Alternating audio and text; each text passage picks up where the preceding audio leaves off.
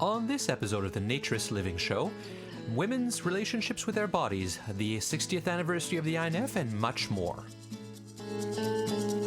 This episode of the Naturist Living Show is brought to you by Bear Oaks Family Naturist Park. At Bear Oaks, we offer traditional naturist values in a modern setting. Free your body, free your mind. www.bearoaks.ca.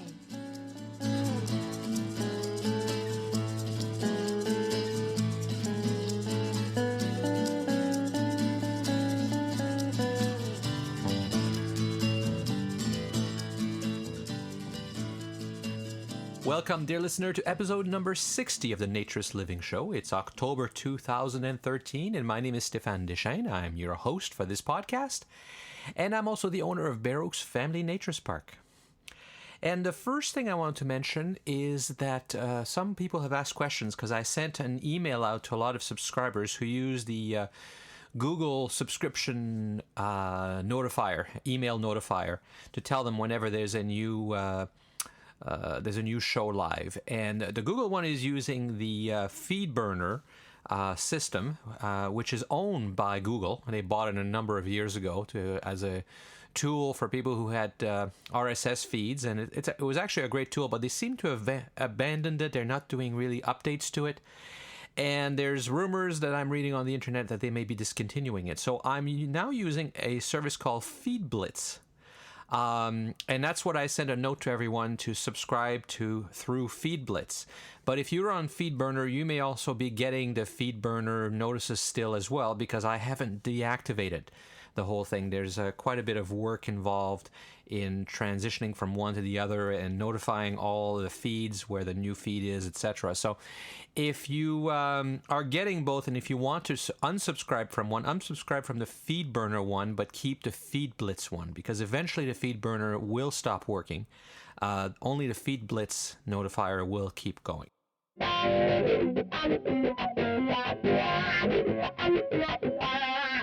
I had quite a few reactions to the Facebook issue that I brought up about censorship in the last podcast, and it seems that I've hit a nerve, and a lot of people seem to agree. I think that most of us who have posted nature's images at one point or another have been temporarily blocked from Facebook, and in some cases I've heard outright banned. So it's definitely an issue. And somebody forwarded to me a Gawker article, and I actually had put a link to that Gawker article in the show notes that you find at naturistliving.bearoaks.ca that I always announce.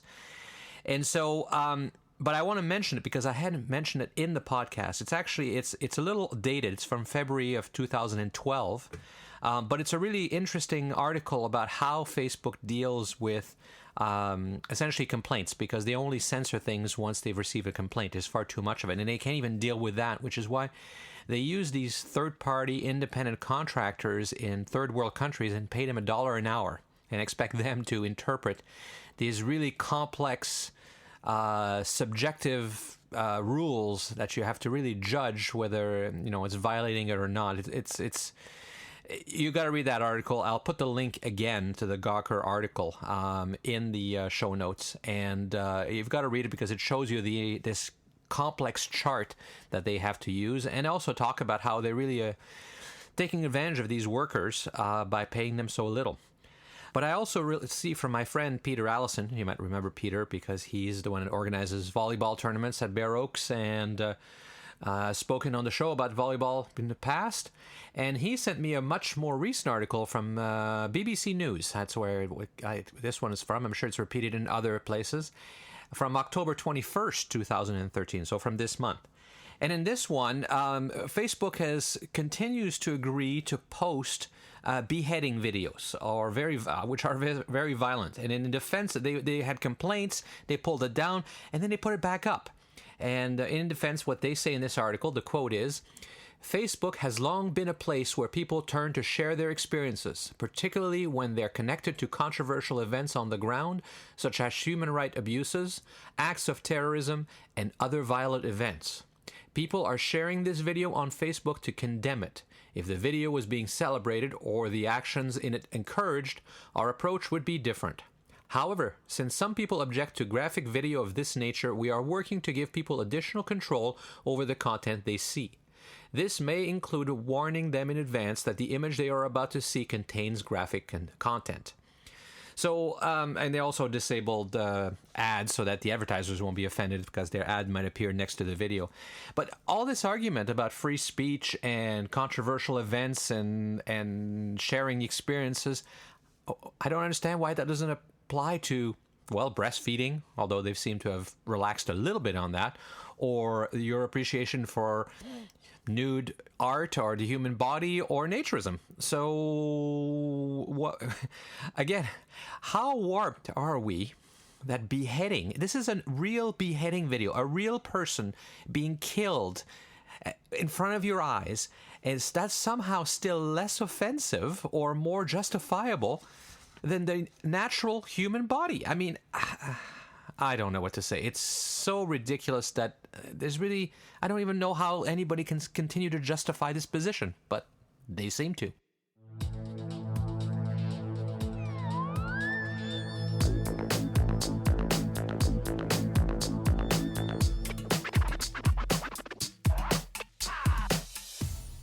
I continue to get a lot of emails and feedback, and it's great, and really I appreciate it. Please keep sending your comments.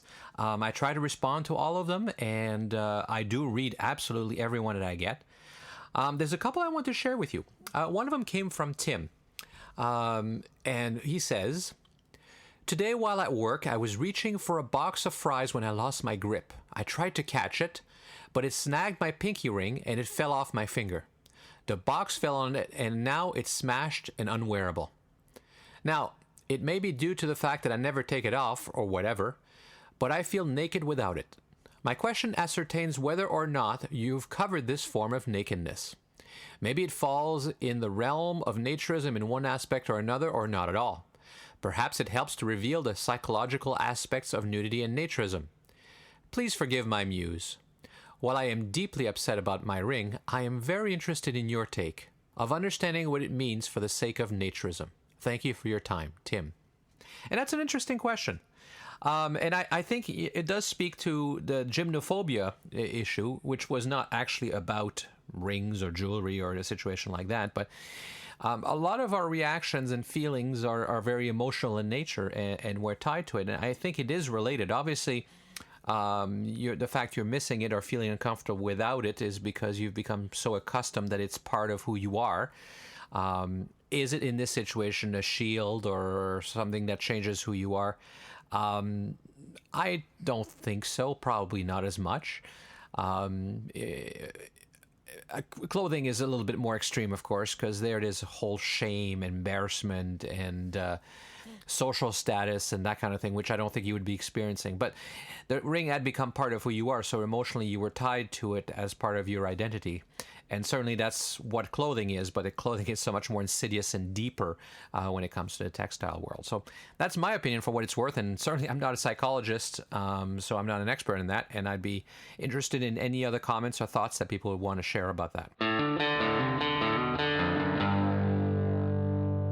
Another email comes from Rod. It's a little longer, but I'll read it the same because I think it's interesting.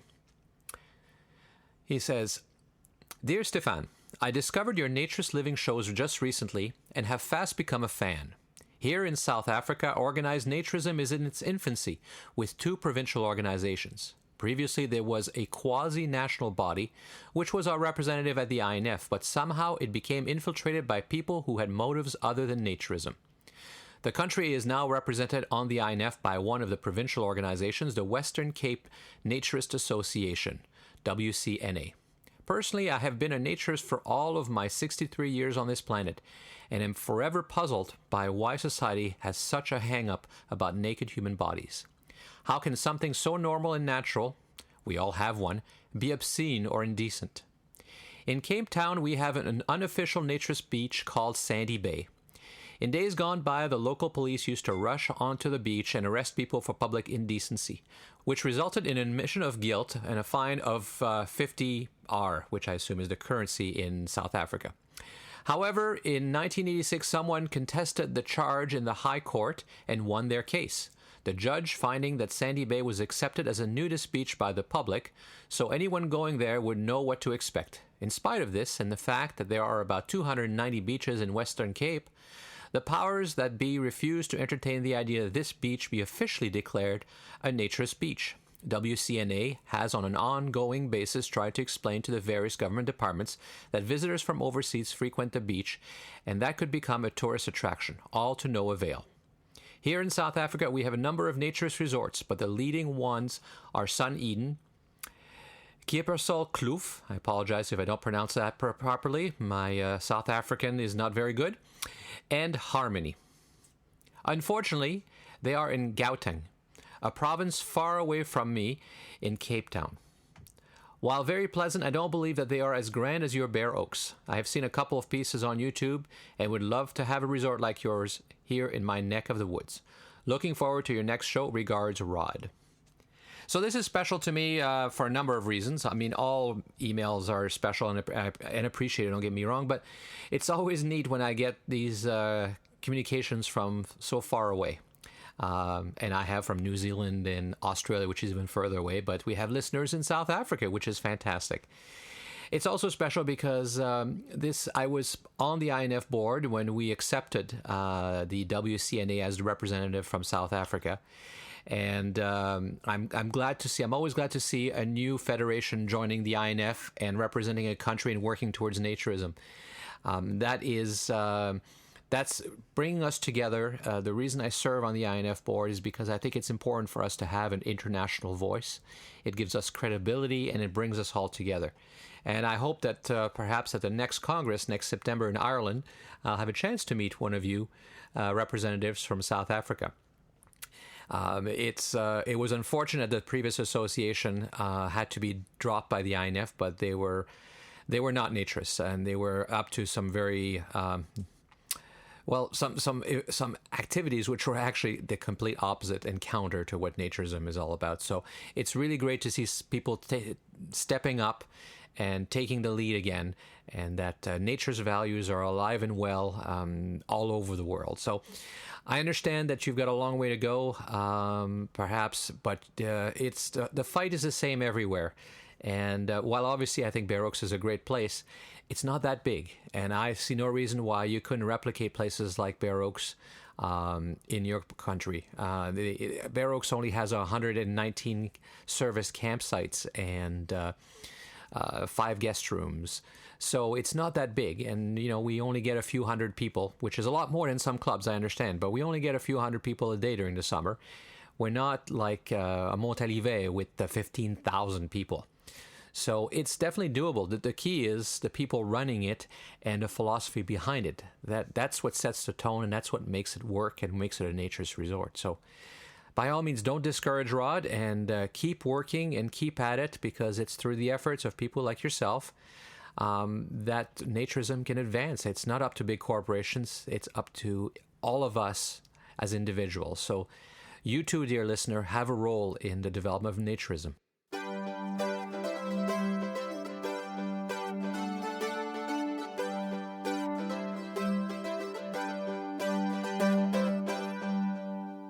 I was contacted last month by a transcription service called Rev.com, and they offer me a free transcription of my podcast.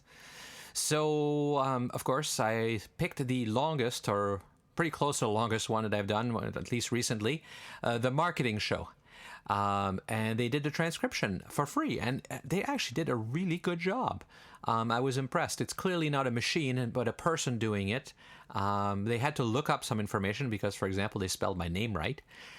And so, yeah, it was very well done. And they're actually not that expensive. They charge $1 a minute. But, for a 90-minute show like this particular show, that would be $90. That's $90 more than I currently earn from the podcast, because the amount of money that I earn from this podcast is nothing. But it is an interesting idea, because when you have a transcript, and it's easier for search engine to find it, and it's easier for people to refer to things that have been said in the show. So anyway, I posted it. I'll provide a link in the show notes. and you can go take a look, and do let me know what you think of it. But even if everybody loves it, I'm not sure how I can afford to keep doing it. But for free, no problem.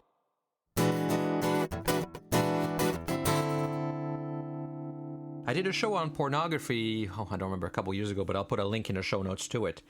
And Gail Dines, Dr. Dines, who wrote the book that we were discussing in the show, had some very valid points. Although I still think, and I said it in the show, that her view that all pornography is bad, it depends on what you call pornography, because I think there is room for some erotica, some sexually explicit material, as long as it's not degrading to one person, to a particular group, specifically in most cases to women, as long as it's about equal sexuality and it's not damaging. But there was a show that I listened to regularly on the radio that I heard recently that brought all this back to me. If you're a regular listener, you'll recall that I listen frequently to a CBC, the Canadian Broadcasting Corporation, a CBC radio show called Q with Gian Ghomeshi. And in April of this year, 2013, he did a show where he had a sex educator named Marty Klein, who wrote a book and talks about porn literacy. And he makes a lot of very good points, but I'll just play for you this little clip. In the evening, one of the things that people like to watch on TV is they like to watch highlights of the day's sports, whether it's hockey, whether it's football or whatever. And what you see, for example, if you watch highlights of hockey, what went on all day long in the world of hockey, it's a combination of goals and a couple of amazing saves and inevitably one or two fights. And if that's all that a person knew about hockey, they would think, oh, hockey. That's a whole lot of goals. They would think, there must be 40, 50 goals in a game. Right. They would think, oh, there's 3 or 4 amazing saves every game, and that's it. And then they would think, every 4 minutes there's a fight. So pornography. And if you went to a game, there'd be. I'm sorry. And if you went to a game, there'd be pauses in action. There'd be a lot of skating. There'd be injuries. There'd be all kinds of things that happened in between those goals. Right. Right, and you have to get up and go to the bathroom during the game, right? And somebody, accidentally spills beer on you, and then you have to deal with that. So if you thought that what hockey was like was all about that highlight reel, and then you went to an actual hockey game, first of all, you'd be terribly disappointed. You'd be bored half the time. The other half of the time, you'd be confused, and you would think to yourself, what's wrong with this game? Or is there stuff about this game that I don't understand? Is there something about the highlight reel that I misunderstood? So pornography is like that, where it's a highlight reel. It doesn't have the, this afternoon, if we get our chores done, maybe we'll have time for sex tonight. It doesn't have, right. Gee, I it's don't very feel romantic, so good. Yeah. There's so much that's left out of pornography, and so we need young people to understand that. And I think that's a fantastic analogy, and I think that, in a nutshell, really does summarize some of the problems of pornography, is that because there's a lack of literacy, and I struggle about this with my children, who I know no doubt are seeing all kinds of things on the internet, whether they are understanding that what they see is a fantasy, what they see is often not reality. And if you're interested in hearing more about pornography, and you can, listen to the radio clip from CBC. It's available online, and I'll post a link to it in the show notes at naturistliving.baroques.ca, and I'll also post a link to the original show on pornography that we did.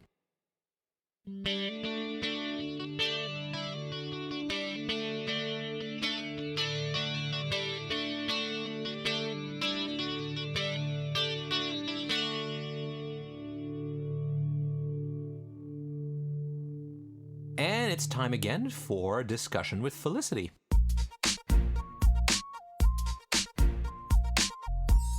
Hey, Felicity, how's it going?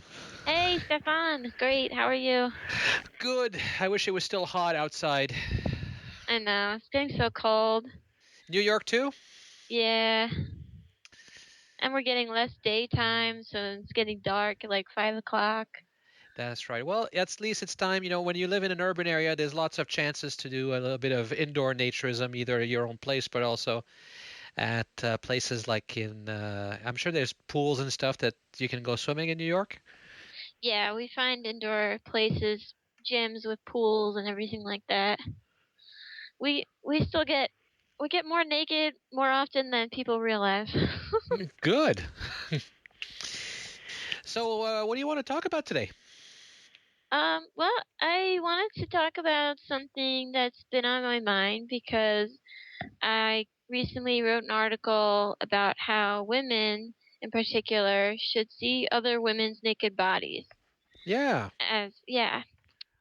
um as a way to see what other women's bodies look like. That's true. That's especially true for women, isn't it? Because, like, growing up, in locker rooms and stuff like that, women tended to be more hiding from each other, even when they're changing together. Yeah, and I think it's changed a lot,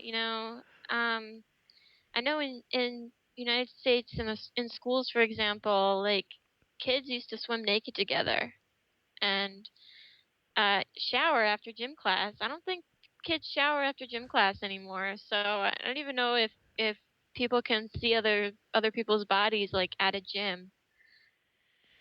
So, what do you think should happen? Do you think that women should make an effort to walk around the gym with the locker room without any clothes on, or how do you think this should happen? Well, I mean, they might not be doing it in schools anymore, but I think in actual fitness centers and stuff, there's still some nudity. People shower after their workout and stuff, and it's like one way for women to see other people's bodies. It's not. I mean, ideally, they would do it in a naturist environment and in a place that's more body positive and where it's not an environment where you're more likely to compare yourself to other people's bodies, which can make you feel worse. But just seeing the bodies themselves, I think, has an impact. Um, there's also like spas, which are usually separated by gender, but at least women can see other women's bodies and maybe be in a comfortable position to do that. But really, like our society doesn't offer enough opportunities for this. So, what do you think society should do? I think there just should be more nudity in people's lives. We just need to let go of the taboo. Not be so afraid of nudity and be not be teaching kids body shame, but yeah, has to happen on a grand scale. Well, maybe also there's places to see that in art, although sometimes it's idealized beauty. Then it's not real beauty or real bodies. Yeah, but even art. I mean, even art gets censored, and it's when you're looking at an old painting, it's kind of like doesn't feel like you're looking at an actual person, or even if they were a real person at one point, it's just a feeling of separation. But the other thing that women can do is check out one of these body positive galleries online. There are these projects where women are trying to expose other women to more body diversity. So they create these galleries of women who volunteer to get naked for the camera, and they put the photos online, or they might create a book, and then women can kind of diversify their visual diet, so to speak, and see something other than what the media is showing them on TV and magazines and so on. Oh, that's interesting. Like, can you give us an example? Um, well, one of them, there's a really well-known one. I think it's called. Oh, I have to remember. Um, the Body Gallery or something like that. I can find it, but that one is one where anybody can submit their photos actually, and most of them they can wear whatever they want in the photo, and they can also submit a story talking about their body, and you can actually click to search for others' bodies based on their height and weight. So you say, well, I'm 5'4" and I weigh 130 pounds. So you type in those. So you click to look for others' bodies who look just like you, and you see what other women look like who also have that height and weight. So it can kind of help people see what, okay, so maybe this is not what I should look like. This is what I'm supposed to look like, because look at these other bodies just like mine. But none of the bodies are naked. Oh, they're not? No, they're in underwear, like bra and underwear or bathing suit, or they're dressed. And this has been on my mind because it kind of makes me mad because you have these projects that are supposed to be body positive, and yet they're basically negating that message because they're saying, well, these body parts are not good. These body parts are bad and shameful. Yeah, I mean that's a real mixed message. Like, your body is okay, but don't actually show it. You know? Right. And even like the one I really found it ironic in seeing one gallery that's pregnant women, or no, not pregnant, women who have had babies, basically mothers. Um, and women's bodies change a lot after they've had kids, so they felt the need to show mothers' bodies. And this one, they were wearing bra and underwear, and it's like, you know, it's ironic because the breasts change a lot with pregnancy, and breasts are also for breastfeeding, and like those two areas, those are pretty affected by pregnancy. Yeah, no, exactly. There is a one called I forget what it's called. It's 007 Breasts, and it's a website where women send in pictures of their breasts, and you can see real female breasts. Have you ever seen that one? Oh yeah, there are ones that are specific to body parts. There's also a Tumblr called the Large Labia Project, and they're specifically focused on the vulva. And I've heard of ones also with just breasts. I wonder why you can't And they're focus on the whole body, though. yeah, I understand the vulva one because like these are actually, you could call them pornographic. It's usually because what you would see in porn is like an up close picture of a vulva, but and you wouldn't see that if you were just looking at a person's naked body unless they like spread their legs and Yeah, well, it's pornography is in the mind of the beholder. I mean, if I'm into feet, then that's my porn. You know what I mean? right. Yeah, it's just an image that people normally associate with porn, but That's right. here this project is kind of presenting a new idea. This isn't porn. This is a body part, and women should be proud of it and accept it. Yeah, well, that's the Um, thing is, I think you're right. I mean, if women were used to seeing each other's bodies, they would see that there's so much variety, that theirs is not weird. It's just theirs. yeah, absolutely. And it just goes to show the kind of um, deeply ingrained effect that the media has because I think like if you go out on the street of New York City, it's not difficult to see that people's bodies are not all the same. Yeah. Like even where people are wearing clothes, like you can see all these different bodies, but yet like people have this um message ingrained. They have this idea in their minds that their body is supposed to look a certain way, and that if it doesn't look that way, then it's not good, it's not normal. Yeah, no, exactly. Actually, do So you know the Century Project by Frank Cordell? oh yeah, we actually have an article about that on our website. Because there's fully nude women in, their whole bodies, their whole selves, and not just their bodies, but their story. So they're a person, and I think Yeah. that's one of the great ones, don't you? Yeah, I really like that one. There are some projects that do show like the whole body. But let me tell you something else. I contacted one of these body positive gallery websites, and I said, "Why are you censoring the bodies?" And this is one where the women are actually draping their arm across their chest, and then like their legs are positioned in a way that you can't see anything below the waist. Can't see the vulva or anything. So I emailed them and I asked them, like, why are you censoring the bodies? And they're like, oh, we just wanted to make the images Facebook friendly and PG-13. Ah, yes.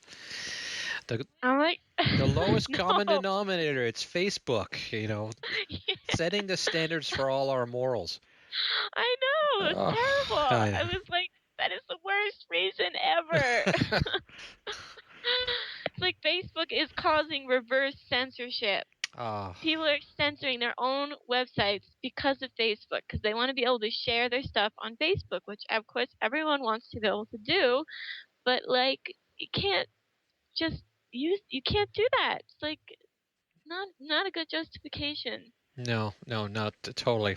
Ugh. And I know you also have your qualms with Facebook and issues with using it and advertising, and every naturist does.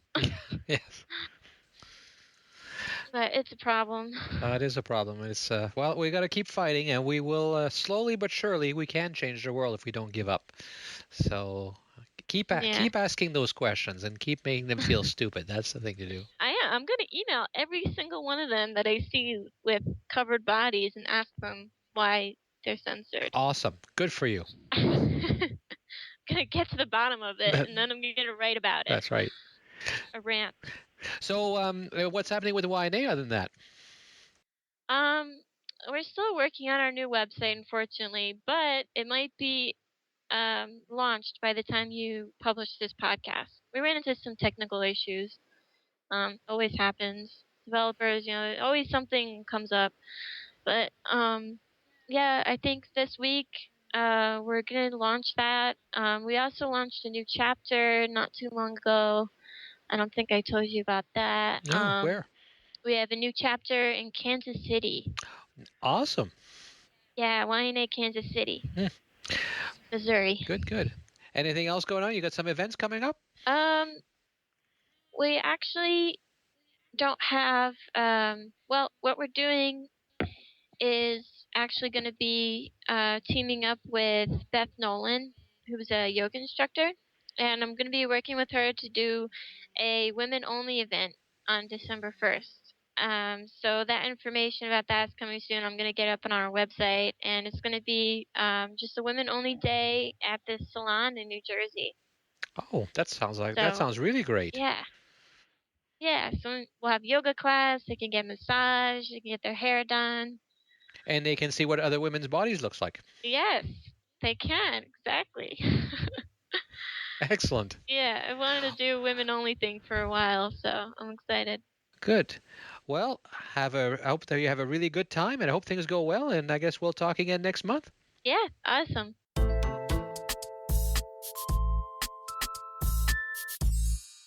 I mentioned in my discussion with Felicity, that they're about the books, the Century Project, and I just want to announce that both the Century Project, which is a wonderful book about women, and the Lady Godiva, which is another wonderful book related to the human body and nudity, not just women in that case.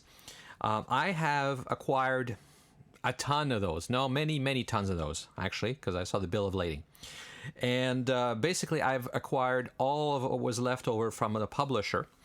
And through the Bear Boutique, which is the store at Bear Oaks, we are selling them off. Discounted naturism, or, well, they're not specifically naturist books, but discounted books about human body and nudity. So they were originally $39.95 plus tax, if you're in Canada, because I'm selling them from Canada. If you're outside Canada, you don't pay the tax. They're now 80% off, and they're both available for $7.95. Unfortunately, because the sale's been on for a little while, and if I'm having them shipped, you end up paying significantly more in shipping than the cost of the book. And unfortunately, there's absolutely nothing I can do about that. That is shipping by Canada Post, which is the least expensive method. But that's the way it is. And so if you're ordering them online, there is an online store to the Bear Boutique, bearboutique.ca, not surprisingly. I can remember .ca because we're in Canada. If you're interested, you can order it. We take all major credit cards and all that stuff. If you don't want to pay for shipping, then you can buy them in the store. You can even order them online and arrange for pickup in the store. But then you have to get to Bear Oaks. And unless you're in southern Ontario near Toronto, that's probably not very practical.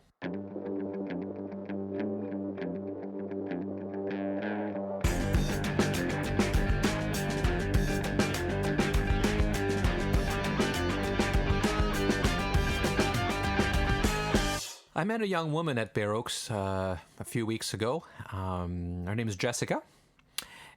She is part of that ever so elusive group of young people in naturism. And I'm being sarcastic when I say elusive because, as you know from other shows, I don't have any problems attracting young people at Bear Oaks. I hear that it's a problem in lots of other places, but we don't seem to have a problem. And she's a perfect example. Jessica is 28 years old, but she is interesting because of what she does. She's currently doing her PhD, and she's involved in childbirth and all kinds of issues related to women's bodies.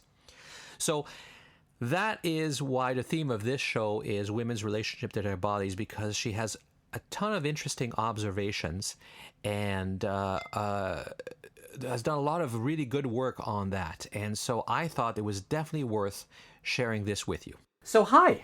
Hi. How did you come to find naturism? How did you come to discover naturism? I think that it's my feminist ideals that drew me into naturism.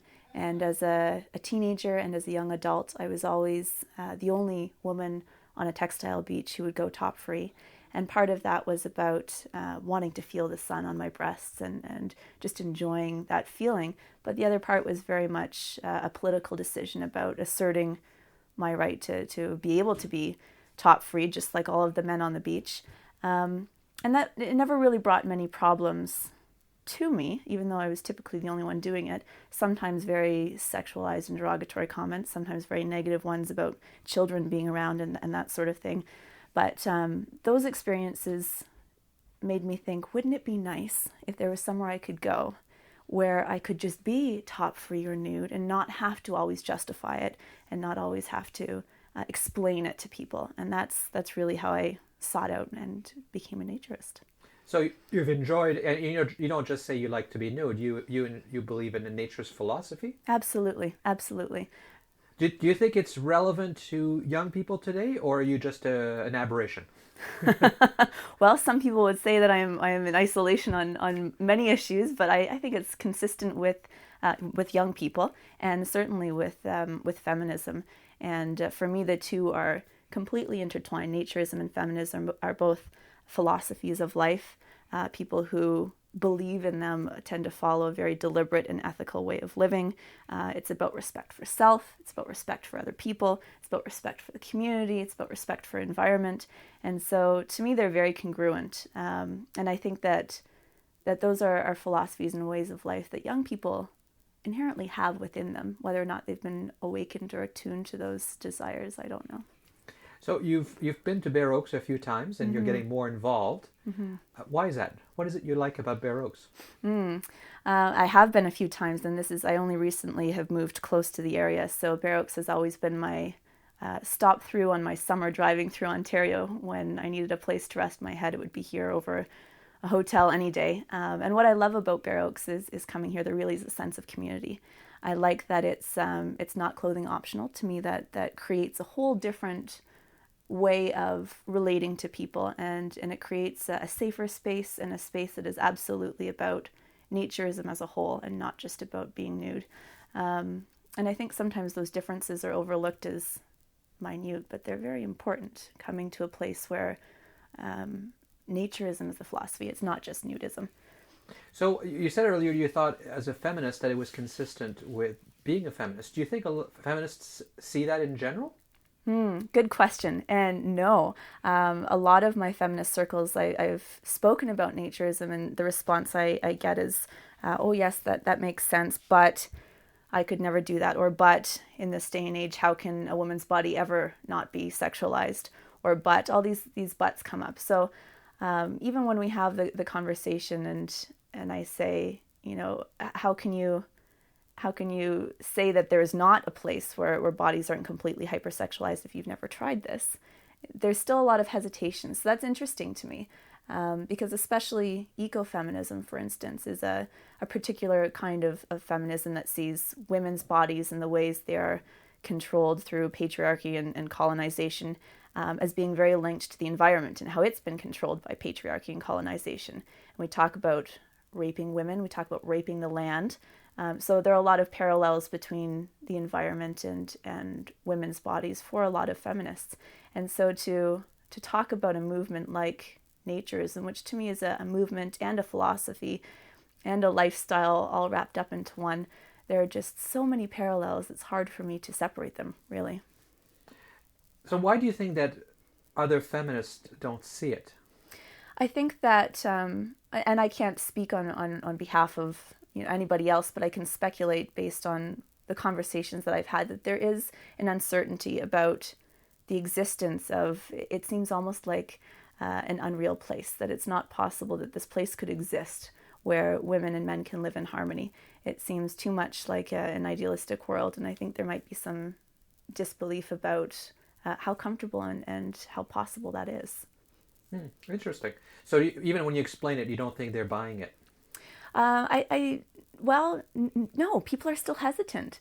And to try to tease that out a bit, it doesn't seem to be based on anything more than an emotional reaction and just feeling not comfortable and maybe something that they might be open to. But if I was to invite them here, and I have invited folks here, they'll say, oh, well, not this weekend or not next weekend. There's always a reason that comes up not to do it. So that's an interesting piece for me. I don't fully understand it. Now, I don't want to destroy your view of Bare Oaks, but I don't think it's quite a utopia either. I know there are men here who don't look at women in a completely equal way.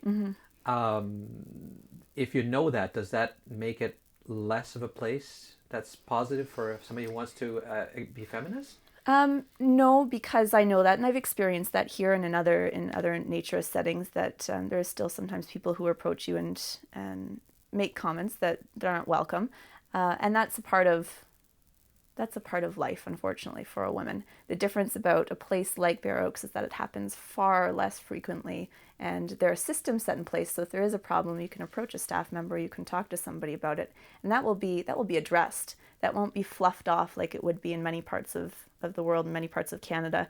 People saying you're overreacting, or oh, that's not really an issue, take it as a compliment.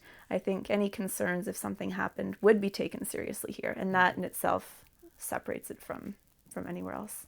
That's interesting. Now, you're also, there's all kinds of interesting things about you. You're also a doula. I am. And so for our listeners, can you tell us what a doula is and how it's different from a midwife? Sure. So a doula is typically a woman who's trained and experienced in helping women during their pregnancy, labor, and delivery. So it's a doula is different from a midwife because they don't have medical training. Our job is to be there for a woman physically, to support her, emotionally to support her with information leading up to her birth, to be an advocate for her in the room, especially if she's giving birth in a hospital where sometimes choices are taken away. So it's really to be a knowledgeable support for a woman during that important time in her life. And many doulas will work with midwives and with physicians in hospitals and at home births, and it's really about just being there for a woman completely and totally during her pregnancy and delivery. I have to add to that I identify as a full spectrum doula, or a radical doula as it's sometimes called, and that means that I support women throughout the full spectrum of their pregnancy. So starting with when they first discover that they're pregnant, whether or not they choose to continue their pregnancy, and if they do, leading up until their birth. So I've been with women during their births, I've been with women during their abortions, and for me that full spectrum is what supporting women is all about. Interesting. And you have a master's in social work, and you're doing your PhD right now. I am. What's your PhD in? In social work, and I have always maintained a feminist focus on women's sexual and reproductive health. And right now I'm working with physicians literally coast to coast to coast across Canada about their experiences providing women's health care. Now, the vagina monologues that were performed here at Bare Oaks did very well. So well that the troupe was invited to perform on the Nude cruise that's happening in February from Bare Necessities. Unfortunately, one of the cast members couldn't make it, and so you stepped in. and they actually held auditions. And for your audition, you apparently did I missed it unfortunately, but you did a very interesting piece about women's relationships with their bodies in situations like what you're studying. Mm-hmm. What have you found? What have you seen as part of your research? Well, and I did bring the piece with you, and I'd be happy to read it if you are of interest of that. I'd love to hear it. Okay, great. Well, I've got it here. My studies are still, they're ongoing, but to answer your question while I flip open to this page, women's bodies especially, and my focus has been on women's pregnant bodies, especially women's pregnant bodies, are very controlled. And so when we talk about how women feel about their own bodies, we also have to talk about how other people feel about women's pregnant bodies, because that influences how they feel about themselves. So I've done a lot of work trying to understand how women feel, how they see themselves, and also what they're being told about themselves. And so it's all very interesting. They all sort of intertwine together. So this piece, and I'll read it, and this is what I read for the Vagina Monologues. It's inspired by Dr. Jane Doe, who wishes to remain anonymous, and her work with women, and bringing in some other pieces from other physicians as well. And I'll start, I won't read the entire thing, but I'll start here. So this is spoken as Dr. Jane Doe. Last Friday, 2 patients of mine apologized that I was going to have to examine their vulvas. They apologized and squirmed. I could see it. To them, their vulvas are these icky places full of stench and ugliness. It's fine, I told them. I do this all the time. But what I wanted to say was, what's to apologize for? Who taught you to be ashamed? I know the answers. Parents, TV, magazines, men, jokes about fish and tacos. You can make this list yourself. I run across this vulva self-hatred in little old ladies and in 17-year-old girls. I run across it when I deliver women's babies. They believe their vulvas are smelly and dirty, and they're ashamed to see me because they like me, and they don't want to subject me to that. It's white ladies, Asians, black women, Aboriginal women. The shame breaks my heart. I want to hug them, but I only have 15 minutes, and I'm between their feet. Not every patient is like this, but they're on a spectrum. Others are faintly apologetic or mention their blood or pubic hair or odor. I can't count the number of women who have apologized to me for having leg hair or pubic hair. Even women in the throes of labor. The idea that their doctor would be engaged in policing their adherence to gendered body practices, it's tragic to me. I spend a lot of time counseling women that it's normal to have discharge. Also that vaginas smell like vaginas, and that's not bad. I see women who scrub outside and inside their vaginas every day. They come in with skin irritations and rashes and discomfort during sex, and it's because they're abusing their genitals with Irish Spring. I say, stop doing that. Be nice to your vagina. And they say, in a small voice, I can't. It's heartbreaking. This also spans race, class, age, and sexual orientation. On the other end of the spectrum, during a pelvic exam, I'll encounter women who have raging bacterial vaginosis, but they have no idea anything is off. This breaks my heart too. This poor woman thinks she has to live with itch and smelly discharge, and I tell her, no, I can fix that. Pervasively, my patients refuse to touch their own vulvas. They think it's gross. They hate the idea. They won't. NuvaRing is a great contraceptive, but as soon as they hear you insert it in yourself once a month, they refuse. They'll put a penis in there, but the comfort to touch their own bodies just isn't there, which makes me wonder if they masturbate. I live for the days when a woman walks into the examining room, speculum in hand, and says, "Don't worry, doc, I'll prep myself." But these occurrences are too far and few between. Those women love their vulvas. I love my vulva. I hope you love your vulvas. But that's not enough. Until our mothers, sisters, aunties, daughters, and friends, strangers, all of us, learn to love our vulvas, women will keep coming to me in shame. So please make it our mission Tonight, when you go home, start with yourself. Take a good look, maybe a good touch, and appreciate your vulva. Then help spread the word that vulvas are beautiful. It starts with you, and hopefully it ends with all of us. Vulva la revolution. That's good. Yeah. And that's sort of a collection of, and I hear that from different physicians that I work with, really this vulva shame and this body shame that women have. But you know what? It occurs to me there's almost a dichotomy there, because if you look at the imagery, the pornography that's on there, there's all this focus towards like close-up shots of vulvas. Like forget the face, forget the person, let's just get to the vulva shot. So there's obviously a desire, I guess mostly for men, to see it. Mm-hmm. But that's not translating to women feeling good about it. No. Why do you think that is? Well, I think it's like any other magazine picture that you see. A lot of them have been airbrushed. A lot of them are unrealistic images that women can't possibly live up to without some sort of airbrushing or plastic surgery. And in many cases, they're natural women in pornography and in magazines, but in most cases, not. And so we're seeing a rise of vaginoplasty and of women having plastic surgery on their vulvas to have them look a certain way. And so when these women come in, I think, and what I hear from the stories that I'm talking to physicians about and from the women that I've worked with during their pregnancies, there really is, I'm not good enough. Vulvas might be beautiful and pornography might be prevalent, but my vulva's not pretty and I'm not good enough. We have a cultural image of what the perfect pink, white vulva looks like, and it doesn't have big labia, and it's not hairy. And so people try to live up to that expectation, and that's difficult, and that's, I think, where a lot of the shame comes in. Interesting. In an earlier show, I talked about, there was a show of a plastic surgeon, and that's where I learned for the first time about labiaplasty, which just... I was appalled to think that anybody would get surgery to change the shape of their labia. Yeah. But what was most amazing, and it says so much about our society, is they're doing the surgery, the woman has her legs, and you can see pixelated. It's all pixelated because, of course, you cannot show the vulva area on television, right? For whatever reason. So they're doing the work, and then they cut part of her labia and put it in a little tray. And then the camera zoom over. That's not pixelated.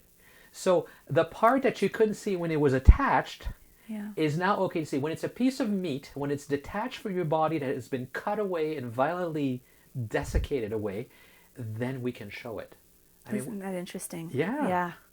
That's bizarre. I would have loved to be in the production discussion where they sat down and said, what do we have to pixelate and what we don't, and how they justify that, because I don't understand. Naturism, obviously people get used to seeing each other, but honestly, you don't see much on a woman, even in naturism. You don't see a lot of the vulva. Right. There's really not much to see, is there? Well, unless you're sitting cross-legged. I'm sitting cross-legged right now, or sitting sort of wide open. No, there's not a whole lot. And so there's still this, I think with men, I mean, you can't really hide your penis unless you're tucking it in very strategically. It's there. Yeah. And that's accepted as it was, especially within naturism, that's accepted as it has to be there. So why is it with women that there's still the need to sit with our legs crossed and still the secrecy about the vulva? I don't know. Yes. I mean, do you feel comfortable sitting with your legs wide open? Well, I did yoga at Bear Oaks with Nikki a few weeks ago, and that was certainly the first time I've been on my back with my legs wide open above my head, nude in a group of people. So that was fun. You know what? I'm okay with it. But I have to say, when I'm in a medical setting, for instance, if I'm getting a Pap test, there is that it's a different. The medicalized institution is very different than the natural naturist world. Well, I will say it's not. I get a prostate exam, and that's not particularly comfortable either. It has nothing to do with the nudity. No. But it's so, and I'm not trying to. I don't want to point out to make you uncomfortable, but you're sitting very comfortably. But do you feel at all self-conscious that you're sitting that way? Is there, because it seems like women have. Maybe you don't, but a lot of women seem to have something built in the back of their head that they do have to cross their legs all the time. And that's hard to break, isn't it? And I think, and I don't know, I'd have to reflect on myself a little bit more before answering that, how I feel and whether I just sat like this because this is most comfortable for me right now. But I think when you've been taught growing up that sitting cross-legged is the thing that good girls do, yes, and that's the right way to sit, ladylike. That's hard to undo, even if you're in a setting where you don't have to sit with your legs crossed. It's very hard. It's a very deliberate, conscious effort, I think, for a lot of women to undo that socialization. I think there's a certain amount of, there's imagery that we get used to see, and more today because of pornography. And the spread your legs, baby kind of imagery is ever present. It's omnipresent everywhere. I'm sure that weighs in on it. You know who Jock Sturges is? No, I don't. He's a photographer who took a lot of pictures at Montalivet in France, this massive naturist resort. And he took pictures of women, a lot of women, some men, mostly women, I think. But there was some that got him in particular trouble because they were young girls. And because they were raised as naturists, they were sitting like this, just like I am, very comfortably. And he's taking the straight-on pictures, and the people were saying that's pornographic. The other pictures were not, that one was. And it strictly has to do with the way she's sitting. And his point was, I didn't make them sit that way. They just do. Pornography is in the eye of the beholder. So and I guess if you keep seeing that imagery and you're told that's what it is, that must be hard to get over. I mean, as a guy, I don't have that to deal with, so. Yeah, and somehow that even if your body can be seen in a naturist setting, that perhaps your clitoris can't be, and maybe as soon as it's shown, and then that becomes pornographic. I don't know. That's very interesting. Mm-hmm. It's interesting. Yeah, it's interesting. It's almost like, I keep thinking the naturism is almost like a therapy, but you can't just come here. You have to question. You have to think about it. And just like you have to push yourself to just come and take your clothes off to start with, then I think you should go beyond that and question, whether how you behave yourself and what you do with it. We've had discussions in the past about, is makeup appropriate? Are body piercings appropriate? And my answer has become that, sure, because really it depends on you. There's a baseline that we're not wearing clothes, and that's showing respect to each other and all being equal. But if the makeup is a crutch, then it's wrong. If it's just because you like to be yourself, unique, to adorn an adornment, not because you think you're ugly without it, but because you want to do something interesting. I mean, I have a mustache, but I shave the rest of my face. I don't have the mustache to hide my face. I don't shave the rest of my beard because I hate it. That's just what I choose. You have long hair. You could shave your head. It's a difficult line to decide, and I think that's where you have to do your own soul searching. You have earrings. I do. I also have one dreadlock. There you go. And it becomes about self-expression, I think. Yeah. And I hear what you're saying about taking off and wanting to be as natural as we are, and that being a key value to why we come together. But then how do we make room for difference? And I think that we do. I think that we've decided in society in general that we appreciate differences between people, and we can still be communal and unique. Yeah, and I think we can still, again, it comes down to yourself. And you have to ask your question, do you need this? Right. Do you have to do it? Can you do without it? And I find usually, I talked in the last podcast, and I did an article about women wearing wraps, and some naturist resort use putting on wraps all the time. And it's pretty clear that they're tying it around their waist because they're more comfortable with their lower area covered when you really get into it. They'll say, well, it's just convenient. You have to have a wrap to sit on anyway. Well, you can throw it over your shoulders. You can throw it in your bag. I'm not buying that carefully tying it around your waist being more convenient. And that's where you have to ask yourself, why do I do what I do? Even to the point of, why do I, sit the way I sit, I think, as a woman. And it's tough, but you could be open to criticism for doing it from some people. And that's why you have to be prepared. You're top free. You walk top free. People ever question you about that? Of course, yeah. And what do you say? Well, I typically on the beach when people say, you should cover yourself up, or they'll say, we have children here, my response if they say we have children here, I'll say, yes, isn't it a wonderful day to be playing at the beach? Something like that. But if someone leans over and they whisper to me, don't you think you should put your shirt on? I'll kindly whisper back and say, don't you see all the thousands of men who don't have shirts on? Yeah. Are you talking to me or are you talking to all of the men? So I try to normalize it, but that in itself gets exhausting. To be the only top-free person, I feel like you take on a bit of a burden where I go to the beach to relax, and if I have to go to a textile beach, then I have to go to a textile beach. But I go to relax regardless, and to have to then think all the time about what people are seeing when they look at me or what they're thinking or having to defend the top-free position, that's exhausting. It is exhausting. So why do you do it? Because I think it's important. I think it's important. So the women who won't do it, do you blame them? No. We're all strongly people of products of our socialization.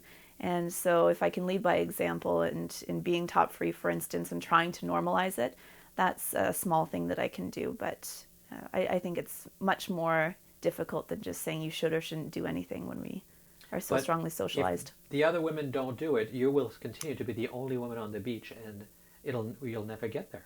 I think some women will, but I'm not going to tell them you should take your top off. I think that I'd rather them see how normal it is for me to do it and feel inspired themselves to take their tops off. It's a tough position, isn't it?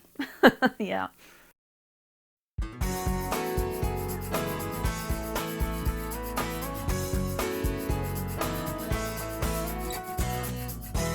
In September, just this last month, I was at the INF 60th anniversary celebration in Montalivet, which, as you know, is I was there in July as well, and I was there last September, September 2012, for discussions with regards to the Naturist Guide. By the way, there's going to be a 2014 guide as well. That's being published as well with North America, and we will sell it through the Bear Boutique.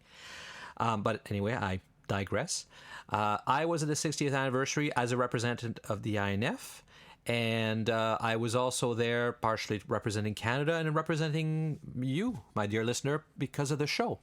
And I recorded the speeches. So, of course, they were in many languages. Many of them were in French, some in German, and some in English.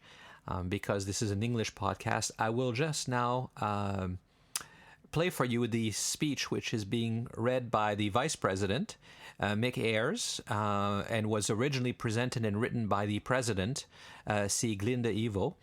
And it's being done in front of the INF monument, and there's a large crowd of people.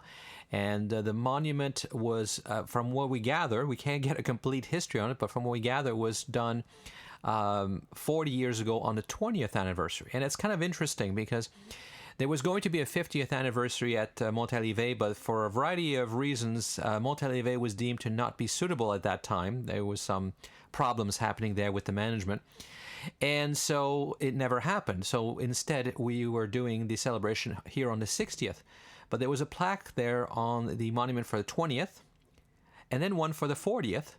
So now the 60th fits perfectly in that pattern. It seems that we celebrate every 20 years the foundation of the International Naturist Federation. So the monument was renovated and fixed up, and a new plaque was affixed for the 60th anniversary, and this is the speech in front of the monument. Dear Naturist friends, today we celebrate the 60th anniversary of the INF. I want to thank you all for participating, and particularly Madame Lecoq for being present today, and the team of CHM for the work in making this successful. This celebration gives us the opportunity to look at the past, but above all, we have the possibility to look at the future. Therefore, I will describe to you the voyage of the INF through the decades in the manner of a cruise. These days, experience in naturist cruises across the oceans is in vogue for naturists. Events and historical sites can be chosen just as they would be for excursions on land. The captain of this ship, in this case of INF, a female captain, has always needed a full, good working crew. Otherwise, the cruise ship, sooner or later, will run aground on a sandbank. Therefore, it's important to say thanks for the past, and equally to encourage each other for the present and the future. Of course, helmsmen and sailors join her on the bridge, In the same way, we at the INF Committee managed to direct the destinies of the INF across all national borders and also language difficulties. It also provides and depends upon the crew at the front end of our cruise. For this reason, it's important that the national federations give their input to the international work, so that we're not only taken seriously as enthusiastic naturist people, but we're also able to give fresh impetus. As happens on any cruise, we at the INF have had to survive some storms. The important point is, despite these difficulties, we did not have any leaks in our ship, and we've remained safe and sound. The port of departure was Montalivet. That's why we're here together now with our French naturist friends. Here we can be as we wish to be. Here we can think over how we can make our naturist movement more vivid and colourful. It's not only been that our predecessors from 1953 thought about what sense an international alliance could make. Right from the start of the movement, the INF membership card was a fixed element. When today I think that handing on over this card, naturists may well get deductions at naturist centres, and for me a question comes about, is this the only purpose for the card? When we want to be guests at associations, which often involves crossing borders, the INF licence opens doors to us to visit many naturist clubs. Should not the INF membership card today be an equal part of the naturist movement? But first, let us dare to take a long passage across the large ocean to America. There already in 1958, naturists had successes in relation to publicity work for the naturist movement. The INF Chronicle mentioned that for 20 years a fight had been going on in the USA to publish naturist magazines with non-retouched photographs. In these days, this long-run legal dispute seems to be anachronistic. Countless magazines and even more publicity posters are decorated by men, and even more so by ladies in scanty or no clothing, respectively in the splendour of Adam and Eve. The attractiveness of these publications appears at such a pronounced level that the naturist magazines of today disappear into insignificance. Here we have no difference between the Naturist Federations of America and the European continent. This leads to the task that we as naturist enthusiasts must face. You can think now that many people in modern times do not need naturist clubs or naturist federations to undress. They can wander to the beaches and riversides, take off their swimsuits and bikinis, and for them it's no problem to use open spaces for this purpose. So the question remains, what can naturist clubs and naturist federations offer in order to keep people linked to them? What is, in fact, the real benefit of our living movement? We equally have to think about our own presentation. Many of us still face difficulties with the modern media and social networks. They're certainly not the solution to anything, yet they seem to be almost indispensable to get the young and indeed middle generations to link with us. The speed of the social networks, for example, cannot be beaten.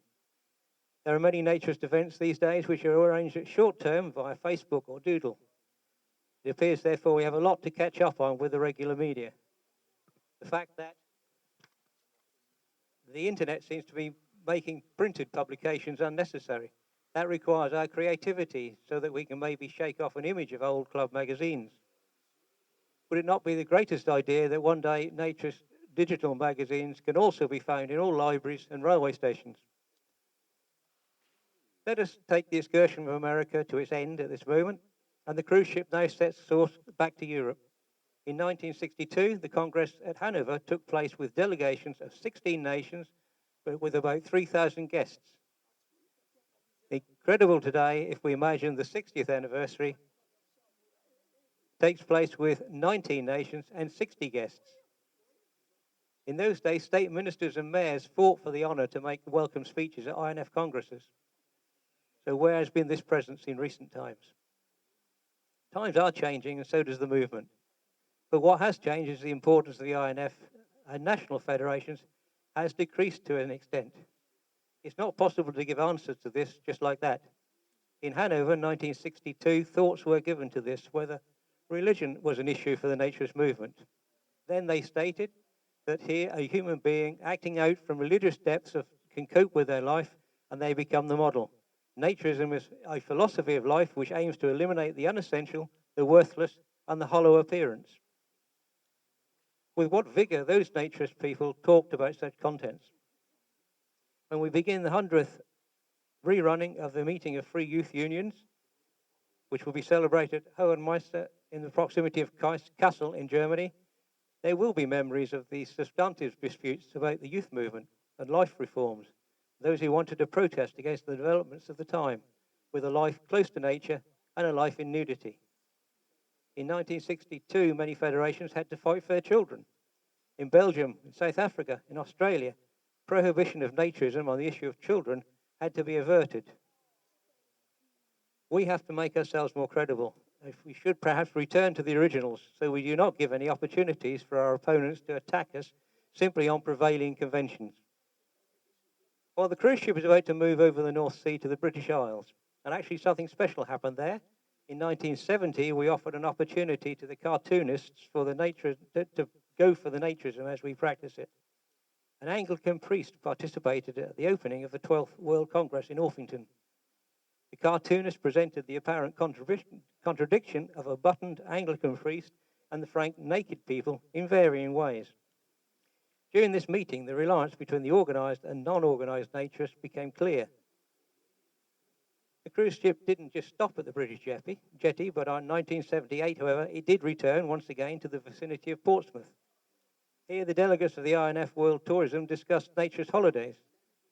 You can read that a great mass of unorganised and a small group of organised naturists must coexist and must support each other. When today we think about nude hiking, for example, this becomes obvious. Many clubs sceptically observe this trendy sport. But the reality of naturist life proves that nude hiking is experiencing a strong popularity. It also produces positive news in the press, whilst we don't forget it has a serious side. But it's turned this trendy sport into a venture to be taken seriously. From the Atlantic, the cruise ship then takes its course to the Mediterranean to find its way to the site of Costa Natura close to Malaga in Spain. There, the issue was the future of organised naturism. 30 years ago, we had the same question mark in front of us, just like today. The clubs and the federations should perceive this task as the mainspring of naturism. But it also could be the message of Montalivet today, could it not? Somehow, the number of passengers during the 90s decreased. The importance of the INF was minimised. Much of that revolved about money and the posts. There have always been a lot of human contacts, and it's always been a sympathetic part of naturism and will remain so. Human contacts belong within the work of federations. And at the final end, our clubs and our federations live simply from people. Let us therefore look at how we can maintain the cruise ship on course and make the naturist movement more likely to become the majority. Sieglinde, is ready for it, but she needs the crew on the bridge and the ports to stop at. It is time that the older ones perhaps let go of the rudder and didn't stick in the chairs. Young people are the present and the future. Especially in many federations, we have to note that people are aging. Sooner or later will become extinct, but it's still not perceived as a problem. We need to work on this. But in all the senses described, I wish you successful future decades. Sieglinde.